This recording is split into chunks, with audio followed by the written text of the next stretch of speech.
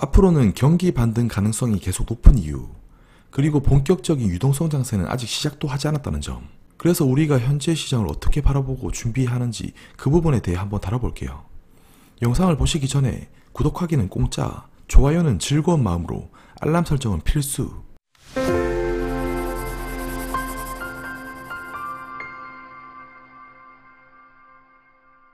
아주 초극단적이었던 3월의 공포를 지나 4월에는 나름 코스피가 저점 대비 30% 이상 회복해주면서 투자자들의 고민을 한시름 덜어준 것 같아요. 아무튼 극도의 공포 심리가 완화됨과 동시에 글로벌 주요 통화 및 재정 정책의 기대가 반영된 결과로 볼 수가 있을 것 같고, 특히나 미국을 필두로 한 역대급 글로벌 유동성 급증 현상이 펼쳐지면서 글로벌 주식시장의 반등으로 이어졌다고 볼 수 있을 것 같아요. 근데 아직도 불안한 요인으로는 증시가 급반등하는 국면에서도 유가는 떡락하는 데다가 남미는 이제 코로나 확산세가 이어지고 있는 분위기라 여전히 원유의 공급 대비 수요는 부진할 것이라는 우려가 시장 심리에 팽배해지고 있고요. 그런데 여기서 우리가 눈여겨볼 만한 점은 4월에 국제 유가가 마이너스를 기록하고, 그리고 수요 둔화, 감산에 대한 불확실성, 그리고 원유가 남아 돌아가지고 지금 저장 공간이 모자른다, 이런 온갖 이슈가 있었음에도 불구하고, 그리고 5월 선물 유가가 마이너스 38달러를 찍었음에도 불구하고 상대적으로 에너지 기업의 신용 안정도를 나타내주는 지표인 하이힐드 스프레드 같은 경우는 반등이 나름 제한적인 모습을 그래도 보여주고 있다는 것은 시장이 이제 공포를 그닥 크게 받아들이고 있지 않다고 좀 해석해 볼 수 있을 것 같아요. 그래서 이런 신용 리스크가 제어된 배경에는 우리 연준 형님들의 적극적인 유동성 공급과 지원 정책이 있었다고 볼 수가 있고, 금융위기 당시에 2년에 걸쳐서 시행했던 정책들을 그냥 단 이 3월에 한 큐에 시행해버리면서 신용 리스크를 좀 사전에 차단을 했다, 이렇게 볼 수도 있죠. 결국 위기 속에서 연준 형님들이 또 한몫을 해줘야 쉬는 고기 먹고 사는 법이고요. 불과 한 달 전 연준은 3월 성명서를 통해서 그냥 금융시장이 안정이 될 때까지 온갖 방법 물불 안 가리고 뭐든 다 할 것이라고 언급을 하면서 무엇이든 다 하겠다는 의지를 계속적으로 심어주고 있었고요. 그래서 앞으로 저유가가 장기화되고 단기 변동성이 커질 수는 있겠지만 이로 인해 신용 리스크가 크게 부각되는 위험은 저는 좀 낮다고 판단이 돼요. 그래서 기업 연쇄부도, 금융권의 부도와 같은 극단적인 시나리오가 펼쳐질 가능성은 일단 상당히 낮다고 판단이 됩니다. 그래서 결국 항상 그렇듯이 악재가 시장에 도출되어 실적으로 드러나면 이미 늦었죠.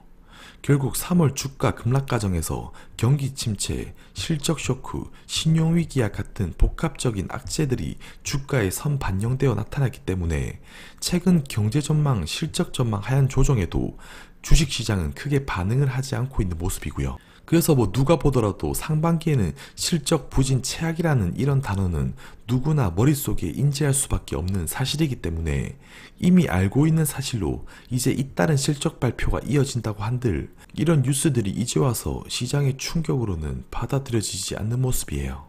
그래서 결국 경제활동 중단으로 인해 유례없는 실물경제 충격, 유동성 경색 리스크를 방어하기 위해서 시행되었던 유례없었던 이런 통화정책과 재정정책들이 금융시장의 불안심리를 해소하는 데 성공했다고 나름 볼 수 있을 것 같고요.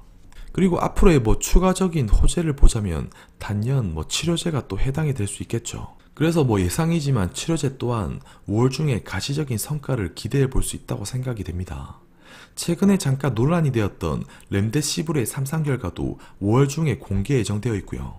그 외에도 칼레트라, 하이드로록시클로로킨 약물의 임상 결과도 5월 말까지는 나올 것으로 생각이 돼요. 물론 백신까지는 당연히 이 시간이 걸리고 또 더 많은 시간이 필요하겠지만 치료제 개발의 성과만 나오게 된다면 코로나 공포를 한껏 다운시켜주는 계기로 작용될 것으로 생각이 됩니다. 그래서 결국 코로나 확산세가 진정되면서 미국과 유럽의 글로벌 주요 국가들은 이제 속속들이 경제 정상화 계획을 제시하고 있고요. 언제까지 셧다운을 지속할 수만 없죠. 그래서 이런 흐름과 동시에 그동안 풀었던 이런 막대한 통화량은 결국 이 통화 공급량을 확대시킬 수밖에 없고요. 그러면 이런 통화량이 다시 확대되어 나타나기 시작할 때 이들 움직임에 따라서 주가 그리고 증시에 미치는 영향력은 이 절대적이었다는 것을 알 수가 있죠. 그래서 글로벌 중앙은행들의 적극적인 통화 완화 정책을 고려하게 되면 통화 공급량은 전년 대비해서 지속적으로 증가할 것으로 예상이 되고요. 미국도 지금 M2 증가 속도가 아주 가팔라지면서 전년 동기 대비 증가 속도가 상당히 가파르고요.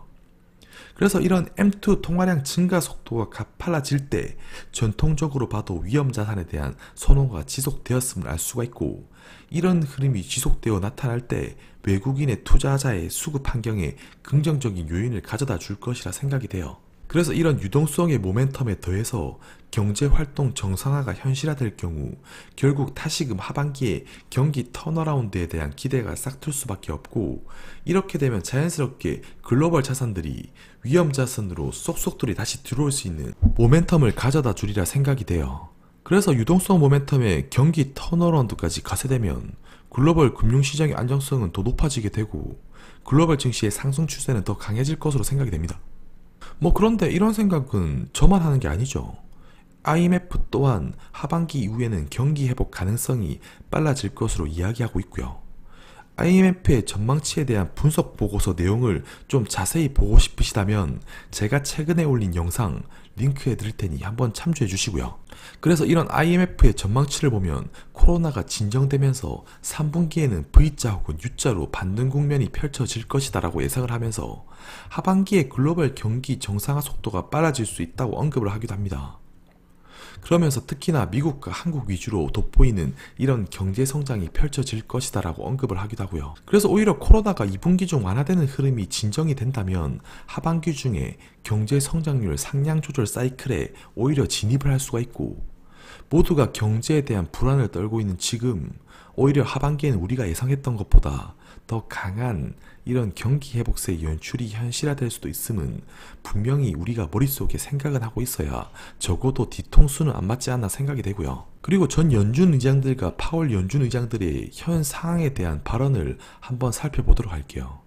앨런 전 연준 의장의 경우 코로나 팬데믹으로 인한 경기 침체는 빠르고 아주 날카로웠다면서 그동안 미국이 겪었던 경기 침체와는 상당히 다르다고 언급을 했고, 이번 경기 침체에 대해서 나름 예측하기가 힘들다고 좀 언급을 합니다. 그래서 결론은 이런 사회적인 거리두기가 얼마나 지속이 될 것인가, 그 부분이 관건이다라고 언급을 하고요. 또 그러면서 5월에 이동제한 조치가 풀리기만 한다면 여름쯤에는 경제활동이 정상화될 수 있다라고 언급을 했고요. 그리고 버냉키 전 의장은 코로나로 인한 경제 둔화는 과거의 1930년대 대공황 시절과는 확연히 다르다. 그래서 이번 사태는 눈보라나 자연재해와 비슷하다고 볼 수 있다. 그래서 추후 1분기, 2분기 동안 아주 짧고 강하게 경기 침체로 이어질 수 있다고 하며, 이후에 경제는 사회적인 거리두기가 얼마만큼의 효과를 보이는지 그리고 바이러스가 통제되는지에 따라서 달라질 것이다. 그래서 근본적으로 바이러스가 잠잠해지면서 통화 재정 정책의 역할이 본격적으로 발휘될 것이다 라고 언급을 합니다. 그리고 파월의 경우 미국은 현재 경기 침체에 진입한 것으로 보인다. 하지만 미국 경제의 펀더멘털에는 문제가 없다고 하고요. 지난 50년의 역사 동안 역사적으로 봐도 낮은 실업률을 기록하고 있었고, 지금 2월까지 전혀 문제가 없었음을 볼 때 단기적으로 실업률, 경제활동이 눈에 띄게 증가할 수는 있어도 앞으로 경기는 강하게 반등을 할 수 있다고 언급을 해요. 그래서 바이러스 확산은 시간의 경감에 따라 결국 통제될 것이고, 빠르게 통제되는가 동시에 경제활동은 빠르게 재개될 것이다. 그래서 하반기에는 경제활동이 완전히 재개되며 반등될 것으로 보인다라고 언급을 합니다. 그래서 공통적으로 이런 세 분의 의견을 종합해서 보면 글로벌 경기는 반등 가능성이 높다고 판단을 하고요. IMF 그리고 현직 연준 의장들의 의견을 종합해서 보면 코로나발 경기 침체는 하나같이 구조적인 문제는 아니고 오히려 반등 가능성을 크게 높게 본다는 점입니다. 물론 당연히 아주 당연하게도 코로나가 진정되어야 한다는 전제 조건이 있지만 이미 코로나 정점 통과는 어느 정도 지난 것으로 보이기 때문에 점진적으로 경제 활동이 가시화되면서 앞으로는 글로벌 경제가 회복 국면에 진입할 수 있다고 생각이 돼요. 그래서 이런 회복세 진입이 가시화되면 가시화될수록 그동안 점진적으로 달러 수요를 부추기는 시장 추세였지만 이제는 반대로 달러 약세 추세로 급하게 선회할 수 있고요. 그동안 막대하게 찍어낸 달러와 양적 완화로 인한 막대한 달러는 다시금 위험자산에 이렇게 쏙쏙들이 흡수될 확률이 높다고 생각이 됩니다. 그래서 나름 현재 급하게 반등해서 올라온 만큼 단기적으로 다시금 변동성이 확대될 수 있다고 충분히 생각이 되지만 단기 조정이 잇따르고 한들 하락폭은 상당히 제한적일 거라고 생각이 되고요. 당연히 추가 반등을 이끌기 위해선 외국인의 순매수 전환이 지속 확대되는 모습이 관찰되어야 추가적인 상단을 뚫는 레벨업이 나오겠지만 이것 또한 코로나가 완화되는 모습이 지속 관찰되고 그러면서 경제활동이 시간에 비례해서 서서히 재개되고 유가가 소폭이지만 상승작용하면서 회복하는 흐름이 펼쳐질 때 외국인의 적극적인 시장 유입과 동시에 중장기적으로 시장을 바라보는 이런 투자 성격의 자금이 지속 유입이 될 수 있다고 생각이 되고요. 그래서 최근에 외국인들이 줄곧 최근 몇 달간 거의 20조 원치를 팔아치우는 이런 매도 현상이 앞으로 지속적으로 이어지는 흐름보다는 앞으로는 점진적으로 좀 유입될 확률이 높다고 생각이 돼요. 그래서 지금까지의 상황을 보면 단기적으로 주가 급반등이 이어지면서 일시적으로 매물이 조금 철회될 수는 있지만 역시나 단기 조정을 주면 매수의 기회로 활용해 보는 게 오히려 좋지 않나 생각되고요. 과거 금융위기 당시에도 경기 불안, 실적 불안 이런 요소는 주가의 상당 부분 선 반영되어 나타났기 때문에 이제서야 줄줄이 발표되는 실물 경제의 이런 실적 충격에 크게 걱정할 필요는 없다고 생각이 됩니다. 그래서 여전히 큰 흐름으로 시장을 바라보면서 당장의 이런 몇 푼의 수익에 만족하기보다 긴 호흡을 가지고 시장을 바라보는 게 중요하지 않나 생각되고요. 그래서 본격적인 유동성 장세는 아직 출현도 안 했다고 생각되기 때문에 여전히 그림을 크게 그려가면서 여유있게 마음 편하게 평소에 하시는 일 하시면서 그냥 깍시 영상 들으면서 마음 느긋하게 생각하시면 될 것 같아요. 내일부터 한금 연휴가 시작되는데 연휴 기간 동안 금융시장의 스트레스에서 잠깐 벗어나 스트레스 해소 마음껏 하시고요. 오늘 준비된 영상은 여기까지입니다.